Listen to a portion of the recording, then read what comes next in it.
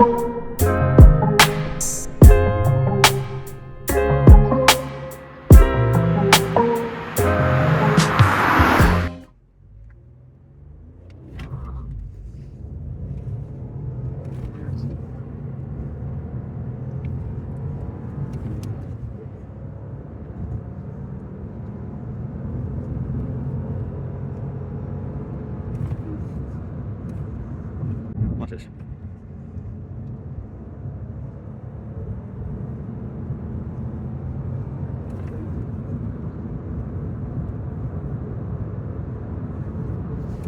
Well, hello, welcome to the new video, and this week we are looking at the facelifted Mitsubishi Colt, aka Renault Clio. Well, let's not let bog down by the fact that it is actually a Renault Clio, but let's think about it in a different sort of way. Because let me ask you a question: who would you trust more, the Japanese or the French, in terms of servicing your car at the authorized dealer? Well, me, I would certainly more trust the Japanese, because I think they are more strict in terms of their rules, and they are not charging you more for the job they potentially didn't do. Anyway, let's look at this facelifted Clio. So this is not the top of the Ranger, actually. So we have a slightly different LED signature, but in terms of the design, in terms of this sort of letter V, it's the same as the new Clio. Also as these main beams, and there are a few reasons why I think the Clio is the best car in this class in between the mainstream competitors. And the main one for me is the aerodynamics. So let's have a look at it. The drag coefficient of the Renault Clio or the Mitsubishi Colt is only 0.28, and it is achieved thanks to these massive air curtains here, active flaps in this part of the radiator. Then we have the front mask, which is starting very low, so it's actually a very low mask.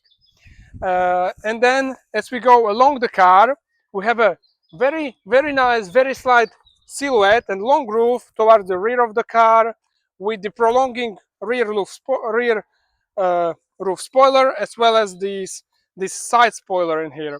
And all of this creates a really nice drag coefficient, which is very low. Now let me come to the front suspension, which is the McPherson suspension. Let me have a look as usually for the positive caster, and there is good amount of positive caster, which makes this car again another positive thing, which is its driving experience. So this car leans onto the outer rear wheel, and thanks to the geometry of the wheels, it also sits on the road like a cart. You have really good amount of grip in the corners, despite being a torsion rear axle. This car really drives like a VW Polo. It is almost too grippy, that's the fact. So yeah, if you drive the Clio like you drive a kart, that is it. Now design in the rear, well, actually unchanged. You still have this Mitsubishi. Instead of the Renault logo, you have this camera in here, so it looks slightly different. The boot is the same as in the Clio, 390 liters of capacity. Additionally, you have this Mitsubishi Colt floor mat, which you can opt for. You have a double floor, and the Bose subwoofer in the boot as well. So it's still as practical as ever. And yeah, you also have these flaps for the dirt. And let me sit in the rear. You have this hidden door handle in here, and well, as you might expect, it's actually quite a tight squeeze in here. But the good thing is that this actually is soft and rubbery, so you can push your knees behind. There could be a slightly more space for your feet, but it's doable. And for the head, it's just enough. So 4 people can actually drive in this car. In terms of the comfort, you have decent door bins, electric windows, speaker in here, small storage space, but no connectivity in the rear, no USB-C sockets, and also no air conditioning in the rear. You only have the air vent under the front seats, and 2 strong LED lights. So, I mean, while it is doable, it's not the best in class. Okay, and lastly, let's have a look at the engine. So, just as with the Clio, you have actually 3 engines to choose from. So the first one is 1.0 SCE with 65 horsepower, the non-turbo. Then you have the 1.0 TC, which you can also have as a TC LPG, but you cannot have that one in the Mitsubishi, so you only have this one. 1.0 TC with 91 horsepower, I think 170 or up to 200 Newton meters of torque. And it's also another reason why I like the Clio as a mainstream competitor, as the best car, because this is the only engine in its class so far that still has multi-point indirect injection. And what this does and what this is good for is the city usability. So if you're doing loads of cold starts, short drives in the city, you have a winter conditions during the winter months, this engine is for you. This engine is going to last you a very long time, unlike the other engines with the direct injections, which are going to have the problems with the carbon buildup. Um, yeah, it's also incredibly efficient. If we add it all up, if we connect it all up, this engine, a lightness of 1190 kilos, very good aerodynamics, good gearing with only 2800 rpm on the motorway. This car is incredibly efficient, and it gives you a really good range of up to 800 kilometers on one tank. Yeah, so that would be it to the walk around of the new Mitsubishi Colt. Now let me hop in the car and tell you more about the experience with the Colt.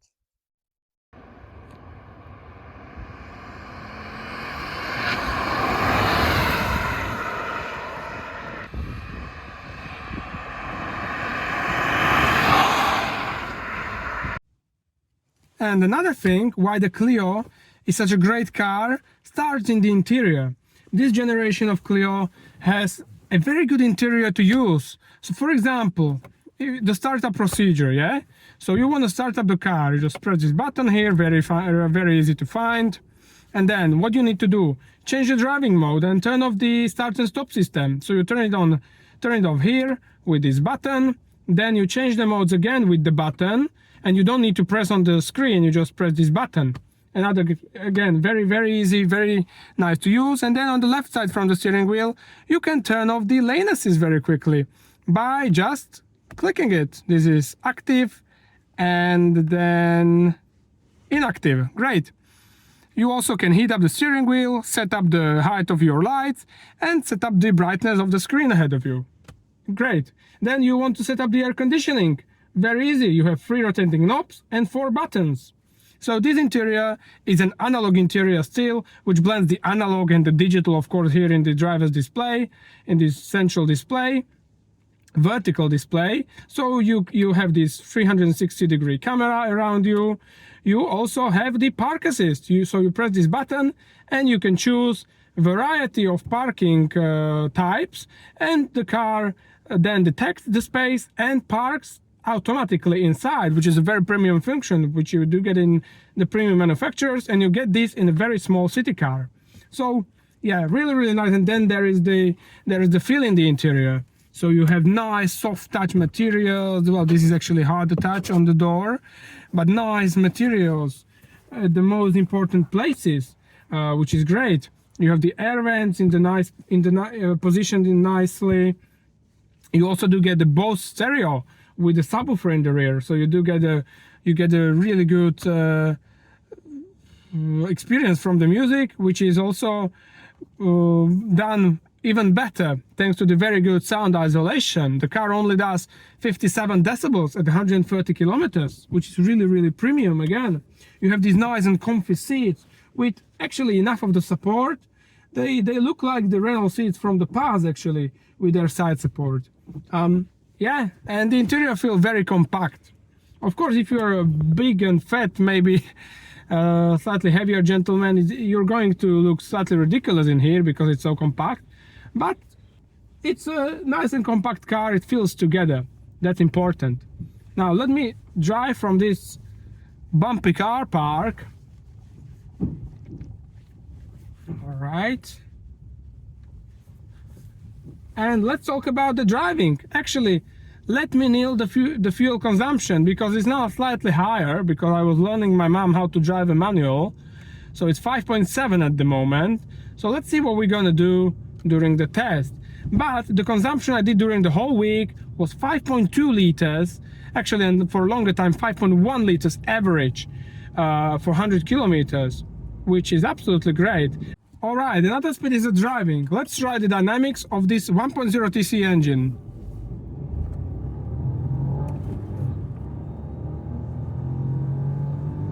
70, 80, 90, slightly uphill, 100.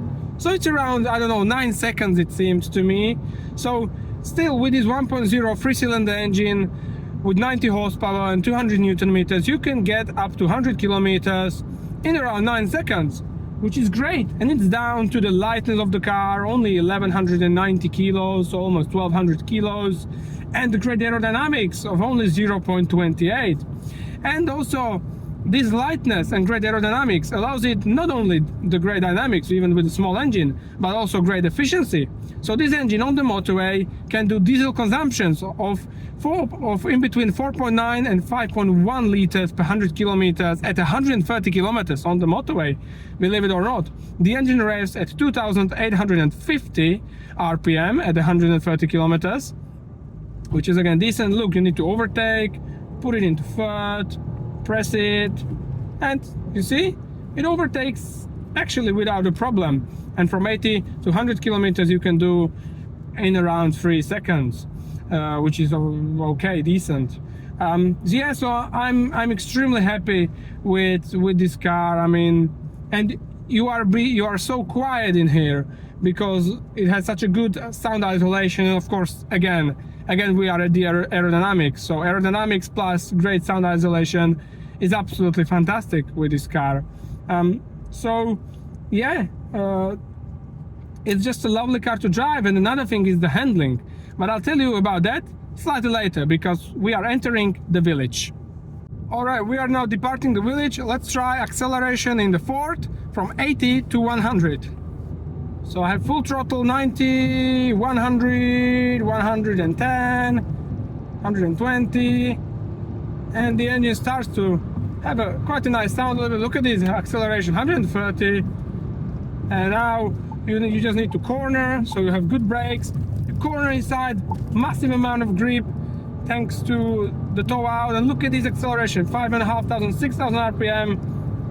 You see, this 3-cylinder is actually really enough for the car, so you can still hoon around even with a small 3-cylinder engine. Look at this, 150, and here comes some corners, some assist corners, and I will just show you how this car is really nice, like a car in the corner. So you're going to Ford, you go inside the corner really fast, no big amount of leaning. Look at this massive grip throughout the corner. Wow, this was just great. So you see, this Clio is just a fantastic car to drive. It's a really a driver's car. So yeah, and now you want to go here to the right, and you just throw it in, and it just grips. It's really nice, this Clio. You see, and then if you need to suddenly brake, you have fantastic brakes as well. So this is the handling of the Clio. And well, now let's just go to some final words to the Colt or the Clio if you want to buy one. So I want to finish the video with a question. If I ask you, who would you trust more in terms of service at the authorized dealer? Would you trust more the French or the Japanese? And that is the reason why I think it's actually a clever choice to buy the Mitsubishi Colt. You do not need to feel ashamed that you are buying a Clio with a Mitsubishi badge, because you can trust the Japanese more with the service.